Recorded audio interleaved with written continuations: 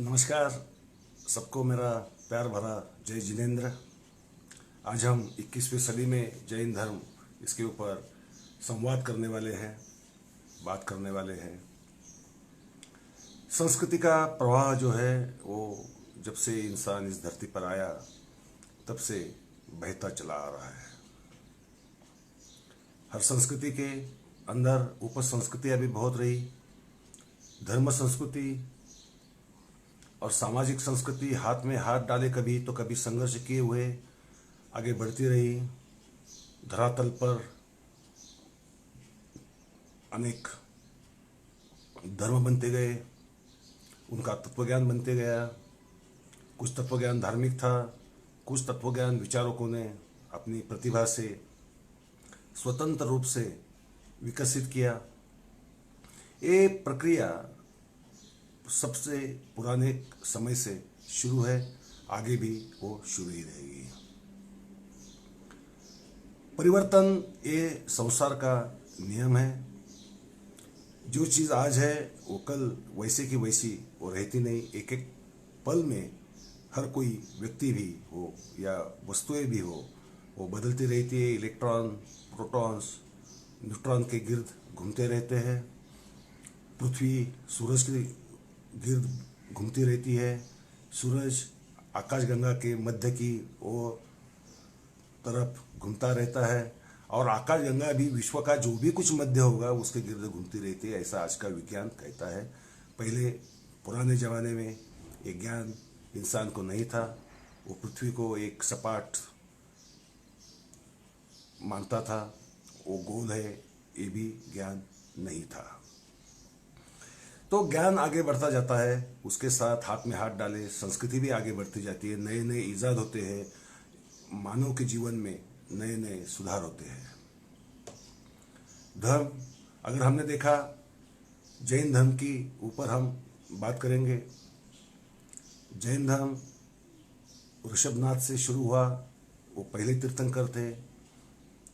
उन्होंने जिस धर्म की स्थापना की, पूर्व ग्रंथों की रचना कहा जाता है कि उनके समय में ही हुई। मान्यताएं, धार्मिक मान्यताएं और ऐतिहासिक मान्यताएं, उनमें फर्क आ ही जाता है, वो हमें समझ लेना चाहिए। मगर मान्यता तो है। 24 तीर्थंकर हुए। हर तीर्थंकर ने अपनी समन तत्वधारा में अपनी तरफ से कुछ नया ज्ञान, नया तत्वज्ञान दिया, नया सामाजिक ज्ञान भी दिया।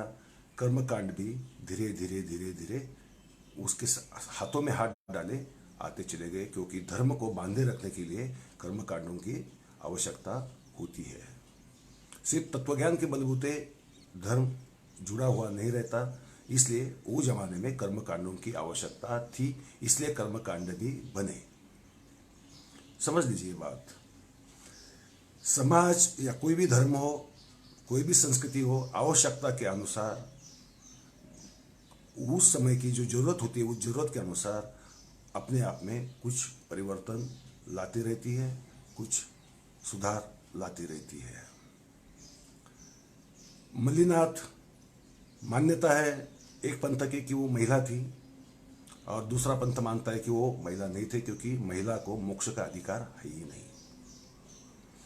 ये विचारधाराओं का जो अंतराल जब आता है तब पंथ बनने लगते हैं। धार्मिक मान्यताओं में जब अंतराल आ जाता है तब पंथ बनना निश्चित ही है, क्योंकि कौन सा ग्रंथ प्रमाण माने, कौन सा वचन बुद्ध का हो, महावीर का हो, पार्श्वनाथ का हो या उसके पहले तीर्थंकरों का हो, वो वचनों के ऊपर तय किया जाता है। जो मानता है उस अनुसार वो अपनी विचारधारा तय कर लेता है और उसका धीरे धीरे पंथ बनना शुरू होता है। हम दुनिया में अगर देखेंगे तो लगभग हर धर्म में मुख्य दो पंथ है।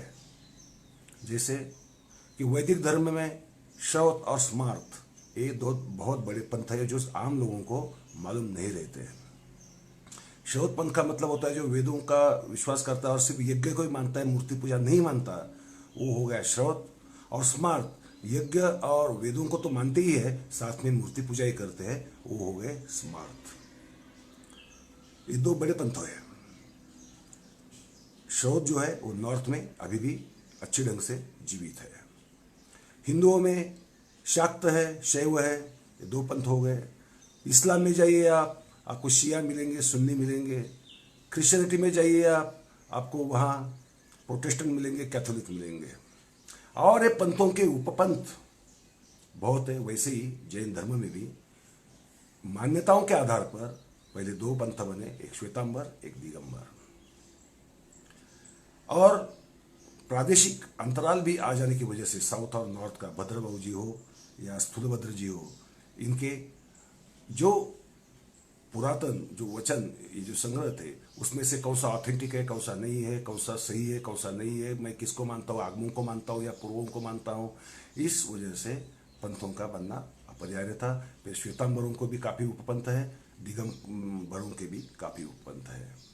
आज तक ये उपपंथों की संख्या काफ़ी बड़ी हो गई, क्योंकि कुछ पंथ तो ऐसे हैं कि कोई महान विचारक है, कोई मुनि है, साधु है, उनके जो अनुयायी है वो साधु के मृत्यु के पश्चात या निर्वाण के पश्चात उन्होंने उनके विचारों के आधार पर नए पंथ बना दिए। ऐसा भी हमें प्रतीत होता है, दिखने को मिलता है। पहली बात यह है कि ये जो पंथ बनते हैं वो उस समय की एक आवश्यकता हो जाती है। वो प्रादेशिक कारण से होता है, मान्यताओं के आधार पर होता है, या नया तत्वज्ञान पुराने तत्वज्ञान को जोड़ते हुए जब आगे ले जाने की कोशिश होती है तब नया पंथ बनता है। नहीं तो दो पंथों का मिलन करने के लिए भी, मिलन करके भी तीसरा नया पंथ बन जाता है। दो पंथ एक साथ आ जाते हैं और तीसरा, दोनों पंथों की विचारधारा एक हो जाती है और वो पंथ आगे बढ़ता है। इस ढंग से हम जैनों का इतिहास देखेंगे, वो बहुत पुराना है। कुछ पुराण कथा में मिलता है, उसमें मिथक कथाएं ज़्यादा होती है।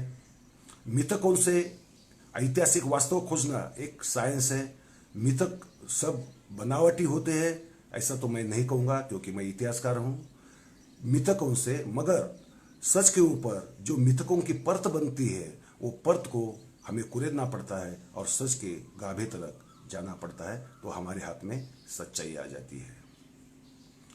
इंसान दो प्रकार के होते हैं। एक आस्था वाले इंसान, जो ग्रंथों में जो लिखा है उसी को प्रमाण मान लेंगे। जो कर्मकांड लिखे हुए हैं वो कर्मकांडों को सर आंखों पे बिठा लेंगे। साधु या विचारक जो भी कहेंगे उसी ढंग से अपना बर्ताव करने की कोशिश करेंगे। ये आस्था वाला समुदाय का काम होता है और हर पंथ के लोग अपने अपने पंथ की विचारधारा को जतन करने की, उसी को ही महान मानने की, उसी को श्रेष्ठ मानने की, और बाकी पंथ जो है और या बाकी धर्म भी जो है वो सब बेकार है, उनका कोई मतलब नहीं, ऐसा मानकर चलते हैं। जबकि विचारक जो होता है, विचारक ये सारे तत्वज्ञान जो है, मूल क्या है, उसमें समय समय के साथ क्या क्या ऐड होता चला गया और उसके बाद आज उसका स्वरूप क्या है और कर्मकांडों का आज का स्वरूप क्या है और उन कर्मकांडों का अंधे की तरह फॉलो करना जरूरी है या जरूरी नहीं है, कौन से जरूरी है कौन से जरूरी नहीं है, ये विचार करना ये विचारकों का काम होता है। और इतिहासकारों का काम ये होता है कि इसका इतिहास इस ढंग से रचे कि ये जो प्रोग्रेसिव रूप रहा है धर्म का, वो लोगों के समक्ष रखे और उन्हें विचार करने के लिए प्रेरित करे। विचार तो लादे जाते नहीं है, विचार लादने भी नहीं चाहिए, मगर विचार रखना, विचार करना और वैचारिक उथल पुथल जब समाज में होती है तभी वो समाज वैचारिक स्तर पर, आध्यात्मिक स्तर पर उन्नति करता है, ऐसा माना जाता है। जैन धर्म का जो समग्र तत्व ज्ञान है उसका अनेकांतवाद का गाभा यही है कि विचार अलग अलग हो सकते हैं और मेरे ही विचार सही है ऐसा कहना एक बेईमानी है, वो बेईमानी है। दूसरे का भी सही हो सकता है मगर उसका परिप्रेक्ष्य है, उसका दृष्टिकोण है और हर व्यक्ति का दृष्टिकोण अलग होना यही व्यक्ति की विशेषता होती है।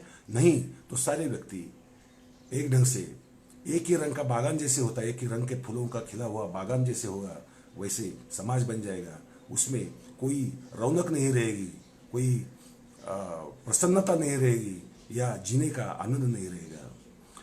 वो आरएसएस वाले वैदिक लोग वो समरसता की बात करते हैं। समरसता का मतलब ये होगा एक ही विचार के लोग, एक ही विचार के लोग हो। एक ही विचार के लोग होना ये लोगों के साथ, ये व्यक्तिवाद के साथ ये अन्यायकारी है।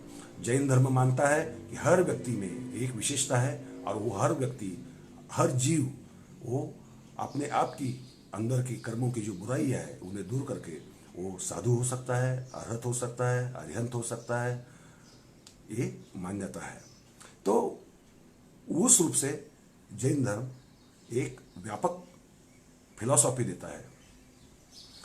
ये हमें ठीक ढंग से समझना होगा।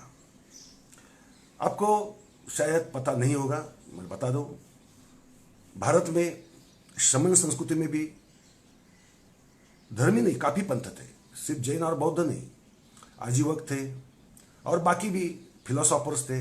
वो अपना चारवाक था, अपने अपने फलसफे रखता था और हर किसी को अपना अपना फॉलोअर था। आजीवक समय के साथ टिका नहीं। जैन धर्म टिका, बौद्ध धर्म भारत में 12वीं 13वीं सदी तक टिका, मगर बाद में वो लगभग नष्टप्राय हो गया। मगर वो बाहर के देशों में उसका फैलाव हुआ, ये हम सब जानते हैं। महावीर के समय और एक पंथ था, उसका नाम था अज्ञानवाद। ये अज्ञानवादी जो थे, ध्यान में रखिए, अज्ञानवाद बहुत इंटरेस्टिंग है क्योंकि आज हमारे लिए वो बहुत कारगर साबित हो सकता है। महावीर ने जैन ग्रंथों में उसका ब्यौरा मिलता है। वो अज्ञानवाद के फलसफा संक्षिप्त में ऐसा था कि आदमी ने ज्ञान के पीछे भागना नहीं चाहिए। देखिए मजे की बात है, क्योंकि ज्ञान पाने के लिए भागने लगे तो उसको श्रम करना पड़ता है, ईर्ष्या पैदा हो जाती है मन में, क्योंकि दूसरे से, क्योंकि ज्ञान सिर्फ मुझे पाना है मगर दूसरे से भी ज्यादा पाना है, तो वो एक स्पर्धा हो गई, ईर्ष्या हो गई, और किसका ज्ञान श्रेष्ठ, ये भी विवाद उसमें से हो सकता है। तो ज्ञान अंततः आदमी को दुख देता है। तो ये दुख, अज्ञान में ज्यादा सुख है, क्योंकि अज्ञानी लोग आपस में ये स्पर्धा नहीं करते हैं। अज्ञानी लोग जो है उसी को वो है ऐसा मानकर चलते हैं। वो क्यों है ऐसा सवाल नहीं करते, क्योंकि क्यों ऐसा सवाल किया तो फिर खोज शुरू होती है, और ये जो खोज होती है वो बड़ी जटिल होती है, मानसिक यातनाओं की भी हो सकती है, आनंद के भी हो सकती है। मगर आनंद ही मिले ऐसी कोई बात नहीं, यंत्रणाएं मिले ऐसी भी कोई बात नहीं। इसलिए अज्ञान में रहना सबसे अच्छा। ऐसा संक्षिप्त में अज्ञानवाद का रूप था। और आपको ताज्जुब होगा कि अज्ञानवाद के भारत में 63 उपपंथ थे। तो आप समझ सकते हैं कि अज्ञानवाद की रचना कितनी फैली होगी उस समय में। तो वाद दुनिया में, विचारवाद काफी है, अभी भी पैदा हो रहे हैं। द्वितीय विश्व युद्ध के संहार के बाद अस्तित्ववाद का जन्म हुआ, ये भी आप जानते हैं। ये नए नए तत्वज्ञानों का जन्म होता है। और पुराने जमाने में बात ऐसी थी कि नया तत्वज्ञान जन्मा तो वो स्वतंत्र रूप से रखने के बजाय अपने ही धर्म का जो पुराना तत्वज्ञान है उसे जोड़ देने की प्रवृत्ति ज्यादा थी। इसलिए हमारे काफी धर्म ग्रंथ समय समय के साथ उसमें एक भर पड़ती गई, और वो आज हमारे सामने वो है। और उसी में से हम अर्थ निकालकर, उसे ही हम अक्षर मानकर, उसे ही हम अजरामर या अंतिम मानकर आगे चलते हैं, तो कहीं तो हम हमारे ही धर्म के इतिहास की तरफ देखने की दृष्टि खो बैठते हैं। दूसरी बात याद रखिए, ये अज्ञानवाद की बात मैंने इसलिए की कि मुझे लगता है कि दुनिया के सारे लोगों में आज ये अज्ञानवाद बहुत पनपा है। बहुत कम लोग ऐसे हैं कि जो सवाल करते हैं, बहुत लोग ऐसे हैं कि वो सवाल का जवाब ढूंढने की कोशिश करते हैं, बहुत कम लोग ऐसे हैं कि जो आज है उससे मैं ज्यादा फिलोसॉफिकल हो, आध्यात्मिक हो, तरक्की कैसे करो इसके पीछे लगते हैं।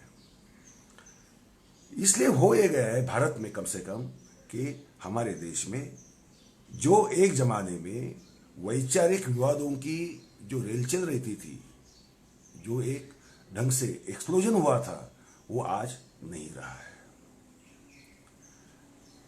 वो होने की वजह से ये पंथ पैदा हुए। प्रांतों में जैसे धर्म फैलता चला गया, उत्तर हो, दक्षिण हो, महाराष्ट्र हो, फिर कर्नाटक हो, कर्नाटक का जैनिज्म अलग ढंग से पनपा बढ़ा, महाराष्ट्र का अलग ढंग से पनपा बढ़ा, क्योंकि जो अंतर है आपसी संवाद का वो भी बहुत ज़्यादा था। तो जहाँ के लोग हैं, जहाँ का जो समाज है, जिसके सामने आप आपका धर्म का फलसफा रख रहे हो, उस समाज की या लोगों की भी मानसिकता को समझकर साधुओं को उनकी भाषा में, उनको समझेंगी उस भाषा में कहना पड़ा, और उसी को ही पंथ माना गया। जबकि वो पंथ था नहीं, वो समझाने की अलग रीति थी, उसमें अलग ढंग की एडिशंस थी, मगर वो मूल रूप को धारण की हुई थी।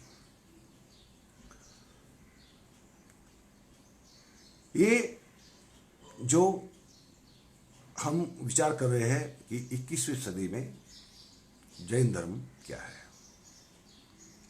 जैन धर्म की यात्रा बहुत लंबी है, पुरानी है। भारत में टिका हुआ समन संस्कृति का एकमात्र धर्म है। वो टिका रहा, उसका कारण उसका मजबूत फलसफा था। मगर उसी के ऊपर अपना अपना विचारों का रोपण करते हुए अलग अलग पंथ बनते गए, और एक समाज में ही, एक जैन समाज में ही आपस में एक अंतराल आ गया। जो अंतराल कैसे मिटाना है, ये आज चिंता का विषय है। विमल सागर सूर्य जी का मैंने व्याख्यान सुना कल। उन्होंने बहुत अच्छे ढंग से कहा, इसलिए उनका व्याख्यान मूल रूप से आप ही सुनिए, आप ही तय कीजिए। मैं उनके विचारों से सहमत हूँ, पूरा सहमत हूँ, इसलिए मैं उसको दोहराता नहीं हूँ। मगर आज हमें जरूरत क्या है? आज भारत को बीच में एक ऐसा समय था कि जब जैन धर्म को स्वतंत्र धर्म की मान्यता ही नहीं थी। हिंदू धर्म का ही वो एक अंग है ऐसा माना जाता था। वैदिक धर्म को भी आज भी हिंदू धर्म का ही अंग माना जाता है, जबकि वैदिक धर्म भी हिंदू धर्म से बहुत अलग है। उसके कर्मकांड अलग है, उनके विचार अलग है, उनके धर्म ग्रंथ अलग है, उनके सामाजिक विचार भी अलग है। जैन धर्म को संघर्ष करना पड़ा अपना स्वतंत्र अस्तित्व साबित करने के लिए। मैं 2010-11 से महावीर सांगलीकर जी के साथ इस लड़ाई में मैं भी शामिल था कि जैन धर्म ये वाकई में स्वतंत्र धर्म है, उसका फलसफा अलग है, उसका कर्मकांड अलग है, उनकी मान्यताएं अलग है, उनका विश्वोत्पत्ति शास्त्र अलग है, और उनका सामाजिक शास्त्र जो है वो भी अलग है। आज हम आए हैं 21वीं सदी में। एक तरह दुनिया भर के विचारक ऐसा कह रहे हैं कि राष्ट्रों राष्ट्रों की जरूरत नहीं है, एक पृथ्वी एक राष्ट्र बने, क्योंकि विश्व में मानव का अस्तित्व हो ऐसा ये एकमात्र ग्रह है, एकमात्र प्लैनेट है। तो ये अलग अलग राष्ट्र क्यों होने चाहिए? जरूरी नहीं है। आर्मी के ऊपर, शस्त्रास्त्रों के ऊपर होने वाला बहुत बड़ा खर्चा बचेगा तो दुनिया में कोई गरीब भी नहीं रहेगा। इस ढंग की विचारधारा है। ये विचारधारा मैं 98 से रखता आया हूँ, वन वर्ल्ड वन नेशन के नाम से है। अब ये वन वर्ल्ड वन नेशन होना आवश्यक है, मगर वो होगा कब होगा इसके बारे में हम जानते नहीं हैं। मगर हम जैनों की बात लेंगे। पंथ क्यों निर्माण हुए इसका कारण समझे बगैर उसकी जरूरत है या नहीं है आज की तारीख में ये समझना मुश्किल है। और ये काम गौरव जैन जैसे, यशजी जैन जैसे, महावीर सांगलीकर जैसे जो नवयुवा हैं, उन नवयुवाओं को उस दिशा में एक विचार करना पड़ेगा, और ये पंथों की आवश्यकता को मिटाकर, भले आपकी मान्यता कुछ भी हो, मगर स्वतंत्र अस्तित्व रखने की आवश्यकता है क्या नहीं है, इसके ऊपर बहुत बड़ा व्यापक विचार मंथन होना आवश्यक है। बहुत रीति रिवाज है धर्म में, उसमें से आज की तारीख में 21वीं सदी में कौन से जरूरी है कौन से नहीं है, इसके ऊपर भी सोचना पड़ेगा, चर्चा करनी पड़ेगी, और कुछ ना कुछ निष्कर्ष पर, नतीजे पर आना पड़ेगा, और उस दिशा में काम करना पड़ेगा। इसमें कोई संदेह हो नहीं सकता। क्योंकि देखिए, धर्म फिलॉसफी से बनता है। कर्मकांड तो बस उसे बांधे रखने के लिए होते हैं, समझ लीजिए आप। कर्मकांड वो धर्म के लोगों को आपस में बांध कर रखने के लिए होते हैं, मगर वो धर्म नहीं होता। धर्म होता है उसका फलसफा, उसका मूलभूत तत्वज्ञान, उसकी विचारधारा, उसके सामाजिक संकेत, ये तत्वज्ञान का मूलाधार है। ये समान धर्म है। एक मिसाल के तौर पर बताओ, समान धर्म का मतलब ये होता है कि जो सबको समदृष्टि से देखता है वो हो गया समान। तो इंसानों में भी वो फर्क नहीं करता जाति पाति पंथ के आधार पर। और समान का दूसरा मतलब ये होता है कि स्त्री और पुरुष समान माने जाते हैं। मगर जैनों में एक एखादा पंथ ऐसा होता है कि जो स्त्री को मोक्ष की संकल्पना नहीं मानता। वो कहता है कि स्त्री की कुछ कमजोरियां हैं, उसकी प्राकृतिक कमजोरियां हैं, इसलिए उसने इस जन्म में वो साध्वी बन सकती है, मगर मरने के बाद वो पुरुष के जन्म लेंगी, तभी उसे मोक्ष का या निर्वाण का या अरहत पद का अधिकार हो सकता है। मेरे ख्याल से ये समान तत्वज्ञान के मूल विचार से विसंगत है। ये विसंगति भी हमें देखनी पड़ेगी, जांचनी पड़ेगी और उसके ऊपर गहराई से विचार करना पड़ेगा। इसीलिए मल्लीनाथ को स्त्री न मानते हुए भी पुरुष मानने की प्रथा है। मगर मुझे लगता है कि अगर कोई एक महिला तीर्थंकर अगर जैन धर्म में हुई होगी तो विश्व का जैन धर्म एकमात्र धर्म होगा जिसमें महिला को सर्वोच्च प्राप्ति जो है ईप्सित की वो मिली हो, ऐसा जैन ये विश्व का एकमात्र धर्म होगा। मगर ये मेरा विचार है, जरूरी नहीं कि वो आप उस विचार को स्वीकार हो ही, ऐसी कोई बात नहीं है। वो आपका अपना अधिकार है, आपने तय कर लेना है, आपने निर्णय लेना है। मगर 21वीं सदी में मैं जैन धर्म की तरफ देखता हूं तो मुझे लगता है कि जैन धर्म पहले ही अल्पसंख्यक है, माइनॉरिटी है। ये माइनॉरिटी रिलीजन अगर 50 पंथों में बटा रहे तो जैन धर्म के लोगों की शक्ति वैसे कम हो जाती है। पंथों में ईर्ष्या की वजह से ये पंथ इतना खर्चा करता है तो हम उसे दोगुना करेंगे, उससे मैं तिगुना करूंगा, ऐसी इस ढंग की जो ईर्ष्या है वो ईर्ष्या धर्म के हित में नहीं है। किसी भी धर्म के बढ़ने में कर्मकांड सहायक नहीं होता। कर्मकांड जैसे मैंने कहा वो एक लोगों को जुड़े रखने का एक सहारा है, उसके परे उसका कोई मतलब नहीं, मीनिंग नहीं है। आप दिगंबर हो, श्वेतांबर हो, मंदिर मार्गी हो, कुछ भी हो, ये सिर्फ बहाना है, एक ढंग का, एक आप उसका एक सहारा ले रहे हो कर्मकांड का। मगर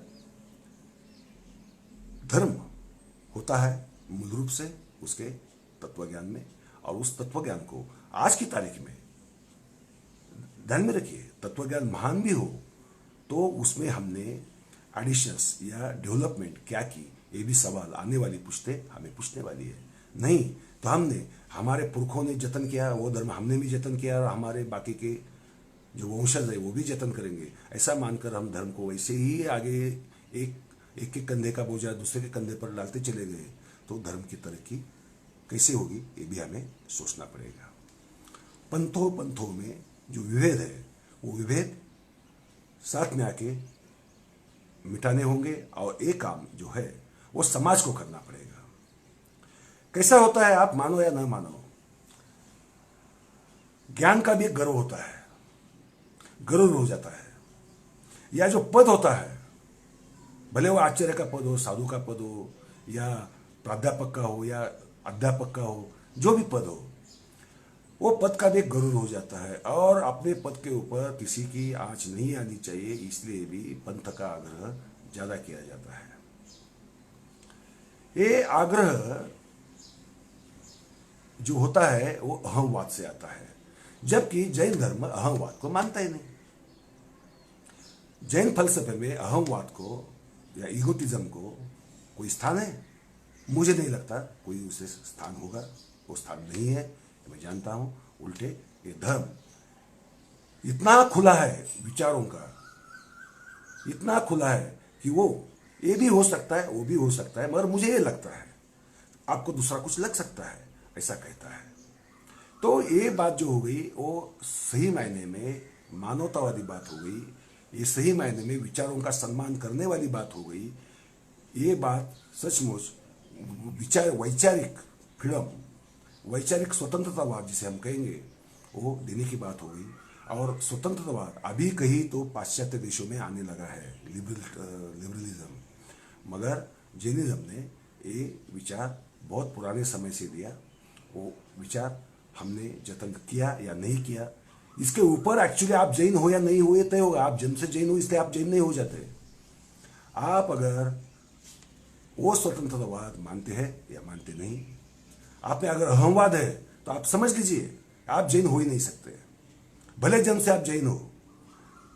धर्म ये जन्म से नहीं होता, ये मान्यता है, ठीक है। उसका बाप जैनी था, इसका बाप हिंदू था, इसका बाप क्रिश्चियन था इसलिए ये क्रिश्चियन है।